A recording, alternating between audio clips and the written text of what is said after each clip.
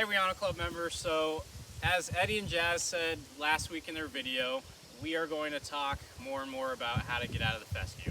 So I'm out here on the 16th hole. I'm on the left side of the fescue.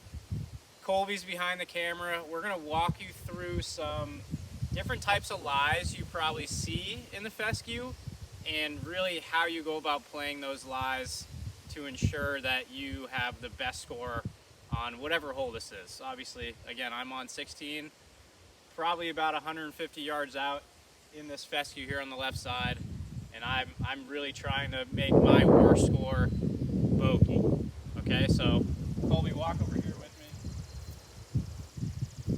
So we have three different lies.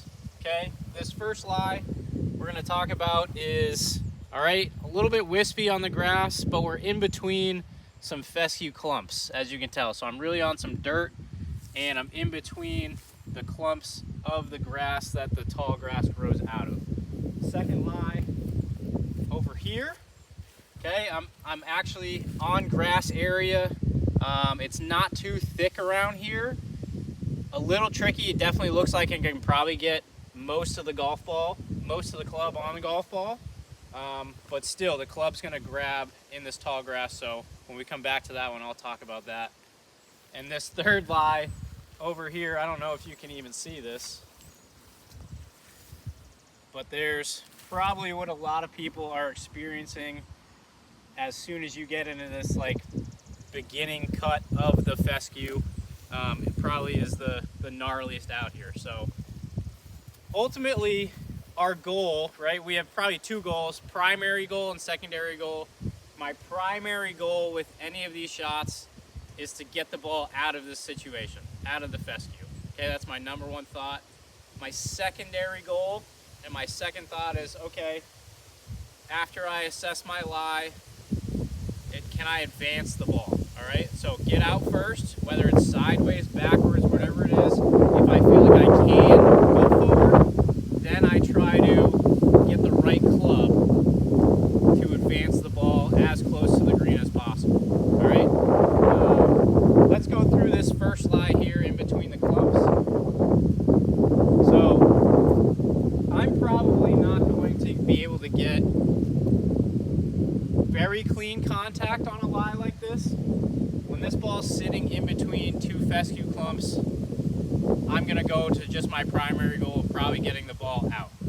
I probably don't have to go sideways. I can probably still advance it a little bit forward because there's not a lot of grass that's going to tangle my club right behind here. But me hitting the perfect shot and getting my club on the ball perfectly is probably slim to none.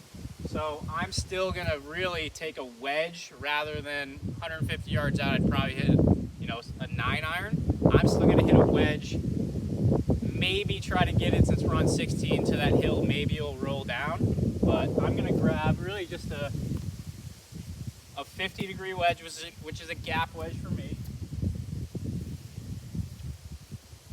Okay, ball position, I'm going to have a little bit back.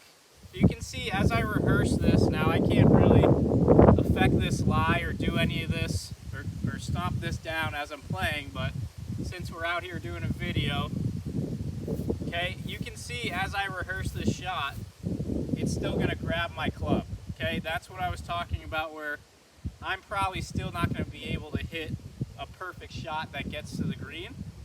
So I'm still trying to just chip this ball out. So ball probably a little bit back in my stance, weight forward as I try to really get ball first. When this club grabs, okay, usually it turns the face closed. It closes the face down, turns it over. So I'm going to aim a little bit more outright, thinking that that's going to happen, so that if the club face does close and goes a little left on me, I'm not back in this deep fescue over here, and I'm still hopefully in the fairway.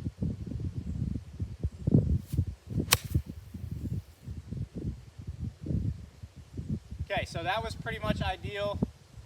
That might have even caught the slope and got all the way down to the green. All right, let's go over this second lie here.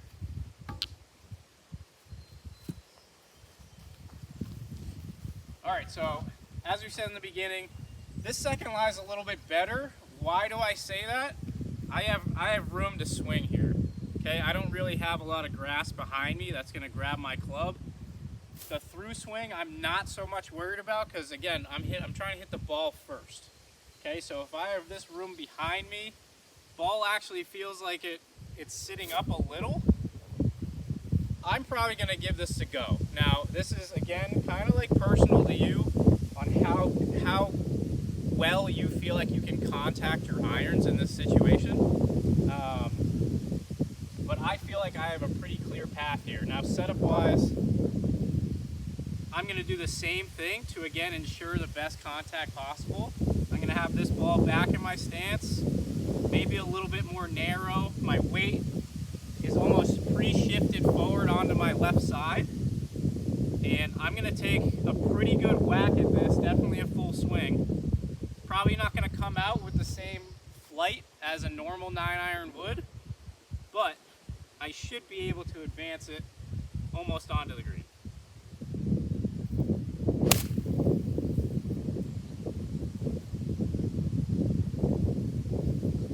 So, not bad. As you can see, I got clean contact on that golf ball. Actually had a pretty normal flight. So as I said, yes, my through swing was affected, but nothing happened in my backswing to affect the club face or anything. So as long as I made clean contact with the ball to start and didn't hit behind it, the loft of this club, which I hit a 9-iron, like I said, from 150, should help me get over that fescue and not leave it in. All right, now to the real tough one.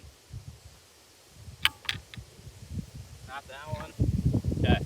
So I have my highest lofted wedge in the bag is a 56. Okay. Anytime I get in this situation, see if I can even find the ball again. Anytime I get in this situation where I can barely see the ball, I'm trying to just chip it out. Okay, that's my only option. There's no way with the amount of grass that's behind me in this swing, I can even remotely think about getting this close to the hole. So again, this is primary thought, getting the ball out of this situation. So I'm gonna adjust my line, okay? I'm not gonna aim the greens this way. I'm not gonna try to chip out this way. I'm gonna more so aim over here, kind of take my medicine is the terminology or the saying that people would use for this, okay?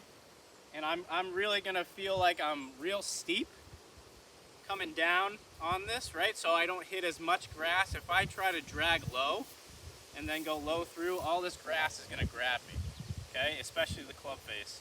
So I'm gonna try to get real steep, swing vertically up and down, and just kind of pop this thing back out on the fairway.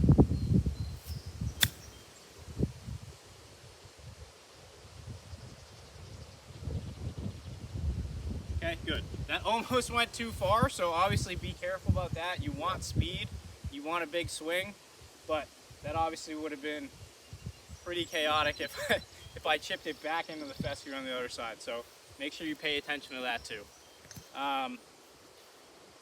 That's probably the best advice we can give you on this stuff. It's tough. It's really hard to play through. Make sure you assess your lie. Okay, you're gonna face those 3 different lies probably throughout your round, and then choose the best option for you as a player.